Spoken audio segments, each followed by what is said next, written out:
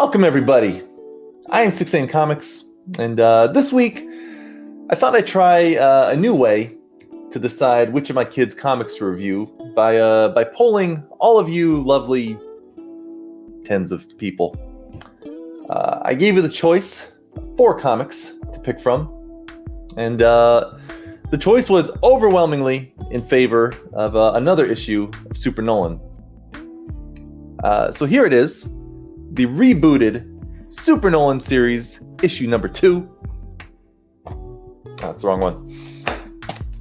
Issue number 2, Super Nolan and the Power Plant. Shall we?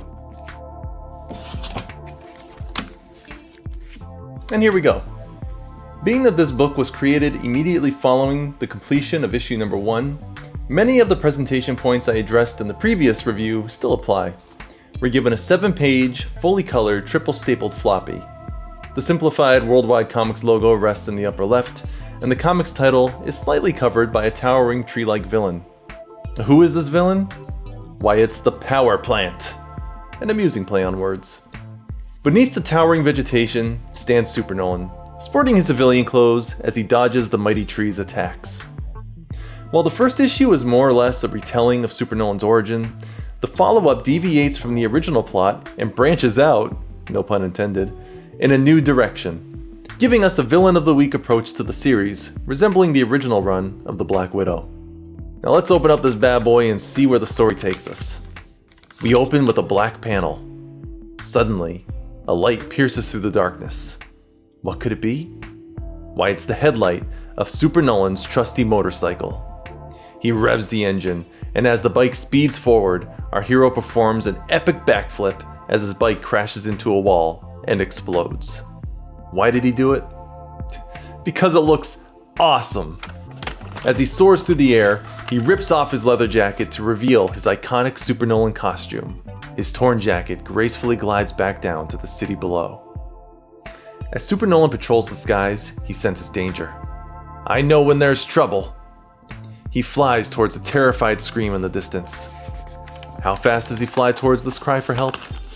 This fast. What he sees shocks him. A giant tree, the Power Plant, ensnaring a helpless woman in its tentacle-like branches. A beam of light cuts through the entrapping branch, Super Nolan's trademark laser eyes. As the woman falls to the ground below, our hero thinks fast and releases a powerful gust of ice breath and proceeds to melt the icy winds, creating a wave of water which allows our damsel in distress to land softly in the stream and be washed away to safety. Our captive free, now it's time for Super Nolan to deal with the villainous plant. As he stands before this towering enemy, the Power Plant takes a swing at our protagonist with one of his many branches, but the attack is quickly blocked. Before the tree can prepare for a follow-up attack, Super Nolan rips open the tree's trunk and steps inside. His mask regenerates over his face, and he glares angrily into the hollow innards of his opponent. Super Nolan, shrouded in the darkness of our antagonist's trunk, releases another laser blast from his eyes. We cut to a view of the Power Plant, startled by a laser bursting forth from within his body. Before he can react, the laser swirls around in a circular motion and chops the tree in half, killing it.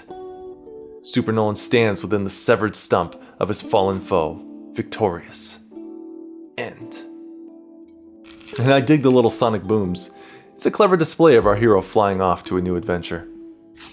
This story was a clear deviation from the tone set in the previous issue, ditching the lighter tone which has been consistent with most Super Nolan tales, and moving into a darker direction, showing an angrier and less patient side of Super Nolan that we haven't seen before, going even so far as to take the life of an enemy.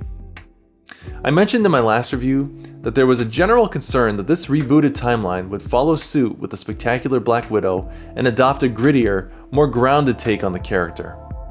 While this issue maintains the more outlandish fictional elements of a Super Nolan story, i.e. a giant tree with a cute pun for a name, there was a noticeable lack of lightheartedness from our title character.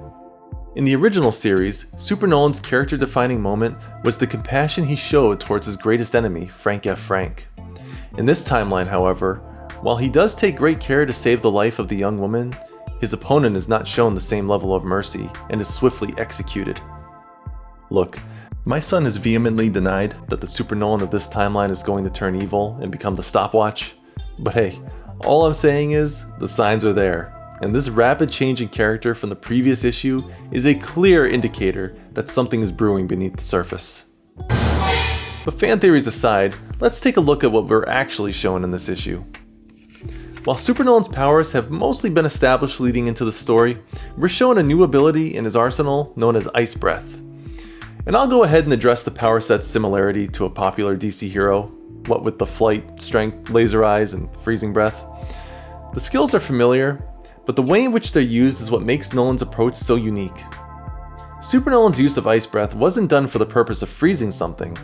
Rather, it was used for the formation of ice so that he could proceed to melt it to create a stream of water to carry a young woman to safety. Over the last 100 or so years of superheroes, most, if not all, powers have been used at some point or another. But it's the creativity behind those common powers which makes a modern hero such as this stand out as something special. I can't wait to see how else Nolan uses these abilities in future books.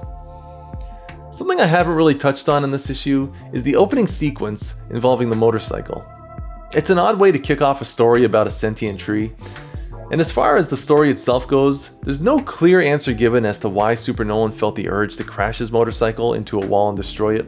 Some have implied that it's meant simply as a homage to the original Super Nolan 2, where our hero does the exact same thing, albeit in that sequence, it was due to the fact that he was focusing on his watch rather than looking where he was going. I've also heard theories that it's symbolic of Super Nolan abandoning his life as a civilian and making a full transition into his life as a superhero. His leather jacket slowly falling back to Earth, being a final farewell to his life as a normal Nolan. If you ask me, I think it's just another indicator of Super Nolan's psychological descent into reckless villainy. But realistically, I think he just has it in there because it looks epic. Boom. Done.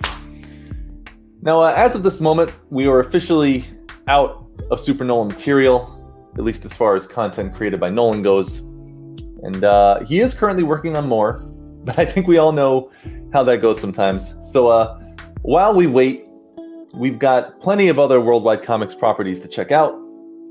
Specifically, another fan favorite, The Spectacular Black Widow, which we'll take a look at next week. But yeah, what did you think of this latest Super Nolan outing? Do you prefer old school Super Nolan or the newest iteration?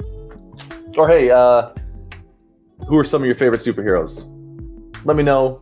Leave a like, give a sub, or don't. It's fine. I don't care.